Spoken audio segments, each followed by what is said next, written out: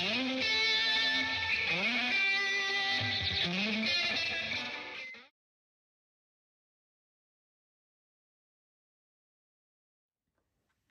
viens de recevoir de mes amis d'IPSC Store le nouvel holster que fait Ghost, le modèle Hydra. Donc eh bien, on va regarder ce nouvel holster et puis l'installer sur la ceinture. Et puis je vous ferai voir l'évolution des holsters que j'ai utilisés depuis que j'ai commencé le TSV.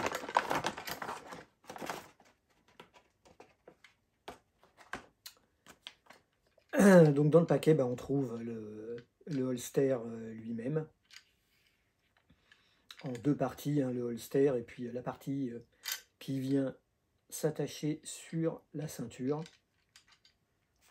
Bon, il y a une petite dock avec, et puis une clé Allen pour fixer le support sur la ceinture. Donc voilà ce nouveau holster, qui est une espèce d'hybride entre les modèles plus classiques de chez Ghost, avec les modèles style Kydex où on rentre le pistolet directement dans le holster. Là, c'est un hybride entre ces deux types de holster, et ça paraît assez intéressant. C'est assez lourd, c'est vraiment un gros bloc d'alu. Donc on va voir comment ça fonctionne.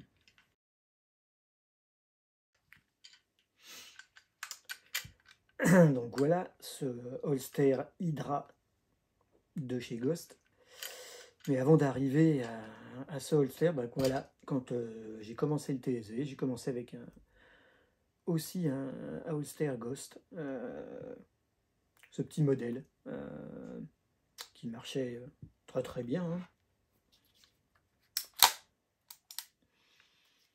Donc le principe des holsters de chez Ghost, c'est que on enfonce le pontet dans le holster. Il y a une bille qui vient accrocher le pontet, qui se met entre à l'intérieur du pontet. Et on a une sécurité, ce qui fait que le holster, sauf quand on met la sécurité.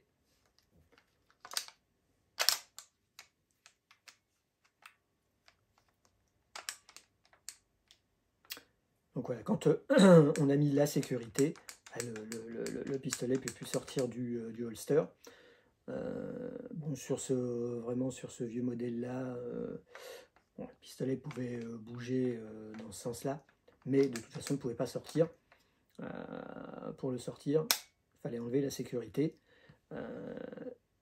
et puis tirer le pistolet vers l'arrière, et ça sortait. Je suis passé sur ces modèles-là, Ghost, qui permettent, quand on oublie de mettre la sécurité, il y a moins de chances qu'on fasse tomber le pistolet parce qu'il y a la rétention au bout du canon. Donc j'ai tiré pendant longtemps avec ces holsters-là qui sont très bien. Il les faisait de couleurs différentes. Et c'était exactement les mêmes, hein. Marchaient de la même manière. Toc. On rentre le pistolet dans le holster. On n'a plus qu'à mettre la sécurité. Donc on appuie, soit on le met vers le bas, soit on le met la sécurité vers le haut. Mais là, le pistolet ne veut vraiment pas sortir du holster. Donc à la différence du premier modèle, là il n'y a pas du tout, de jeu sur le côté, puisque le pistolet est tenu par le canon. J'ai essayé il y a quelques années le holster CR Speed, qui globalement marche de la même manière, fonctionne de la même manière. on pose le canon ici, on rentre le pontet dans le logement. Là, c'est pas une bille, c'est juste un morceau de plastique qui vient faire la sécurité. Ça marche aussi. Bon, si on met la sécurité, là, c'est juste un morceau de plastique. Si on tire très très fort, on arrive à sortir le pistolet. Bon, pour le faire tomber, il faut vraiment de la faute à pas de chance. Mais c'est pas du tout la même rétention, la même sécurité qu'avec les holsters Ghost et la boule qu'il y a à l'intérieur.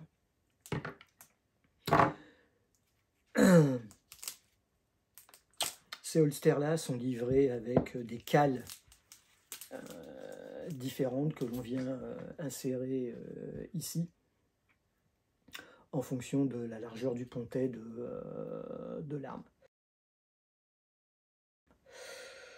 Bon, j'étais moyennement satisfait de ce holster-là, parce que c'était pas super emballé. Donc en fait, j'étais revenu récemment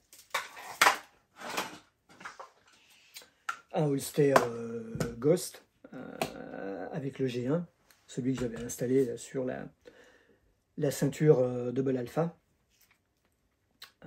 Donc là, il n'y a pas de particularité. Hein. On rentre le pistolet dans le holster, on met la sécurité, on enlève, on tire, on dégaine.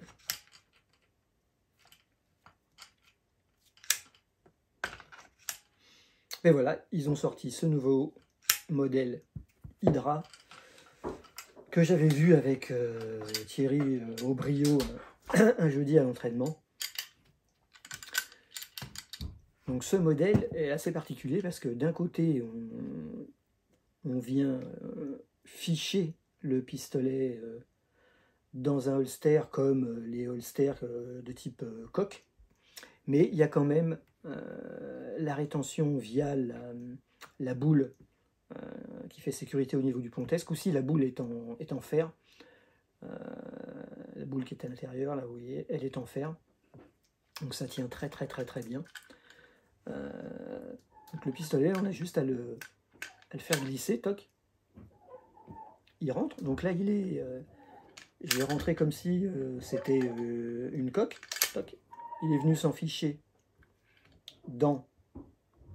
Le pontet est venu s'en ficher dans le mécanisme. J'ai plus qu'à resserrer la sécurité derrière, qui est la sécurité classique chez Ghost. Hein. Donc on appuie et puis on lève ou on descend le levier pour mettre la sécurité. Et au milieu, pas de sécurité, on peut faire sortir le holster. Avec ce modèle-là, il n'y a vraiment aucune rétention quand on sort le pistolet du holster. C'est vraiment super souple. Il se passe vraiment rien. En fonction des armes, parce que ce holster-là est aussi compatible CZ-SP01, le Shadow 2 et les temps faux. Avec les vis qui se trouvent en haut, on va pouvoir jouer sur la hauteur de l'arme pour qu'elle soit minimum tenue au bout de la carcasse. Mais ce qui est vraiment impressionnant, c'est le peu d'effort à faire qu'il y a pour le sortir. Il n'y a vraiment aucune rétention. Là, on ne se pose pas de questions quand on va venir dégainer. On peut vraiment taper très fort pour bien prendre la poignée, la main le plus haut sur la queue de castor. Il n'y a pas de risque que le pistolet tombe, il est dans une carcasse. Et après, il y a juste à tirer, il n'y a aucune rétention, ça sort vraiment tout seul. Donc on va mettre ça sur une ceinture, on va regarder ce que ça donne. Donc sur les holsters Ghost, hein, c'est fait en deux parties. Il y a le support qui vient s'accrocher sur la ceinture et puis le holster lui-même. Donc là sur ma ceinture j'ai juste dévissé deux vis ici pour enlever le holster Ghost G1 et je vais juste avoir à insérer le nouvel Hydra pour l'installer. Donc ça m'évite de rechanger cette partie là sur ma ceinture. En plus, sur les anciens modèles, on a la possibilité, par la vis qui est là, de pouvoir incliner vers l'intérieur le holster. Je trouve ça pratique, donc j'aime bien utiliser les anciens. On a évidemment des vis ici pour pouvoir incliner plus ou moins vers l'avant ou vers l'arrière le holster. Donc voilà, réinstaller le holster, voilà, il suffit de faire ça et revisser. Donc voilà, j'ai installé le holster donc, sur la ceinture, je l'ai réglé.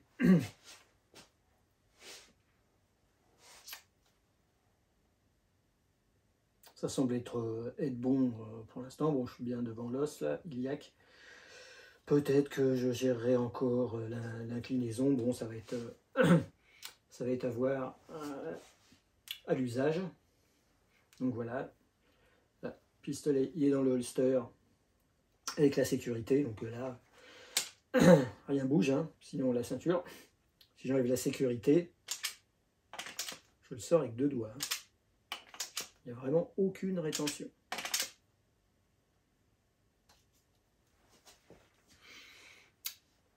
Donc on imagine qu'on est au stand. Hein. Voilà, on est passé au stand. On est sorti de mon sous-sol.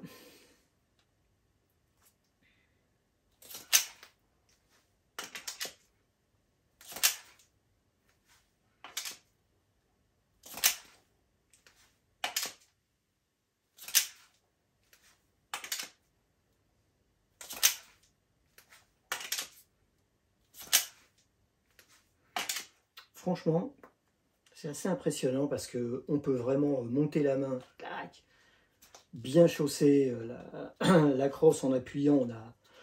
On n'a pas peur que ça tombe. Hein. Le pistolet, il est dans le fourreau ici. Hein. C'est comme une coque. Et par contre, au moment où on veut le sortir, mais il n'y a vraiment aucun effort à faire, il n'y a aucune rétention, ça sort tout seul. Moi, j'ai tiré pendant quelques années avec les holsters en forme de coque. J'aimais bien ça parce que justement, on pouvait tac, bien venir chausser la crosse en appuyant sans avoir peur de faire tomber l'arme. Hein. Simplement, il n'y avait pas de sécurité. Seul moyen, c'était un peu de visser, de serrer 2 vis. Mais dans ce cas-là, on sentait la rétention quand on voulait sortir le pistolet. C'est pour ça que j'étais revenu au holster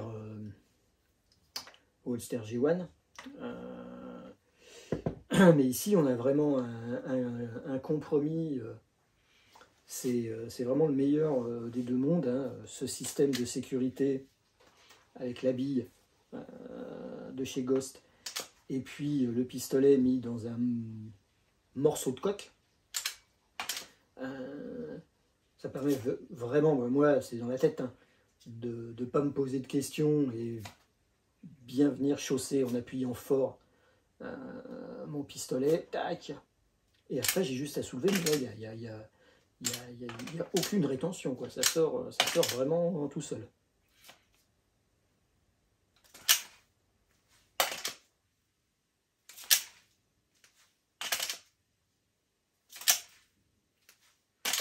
Donc il n'y a plus qu'à aller essayer en vrai, mais ça me semble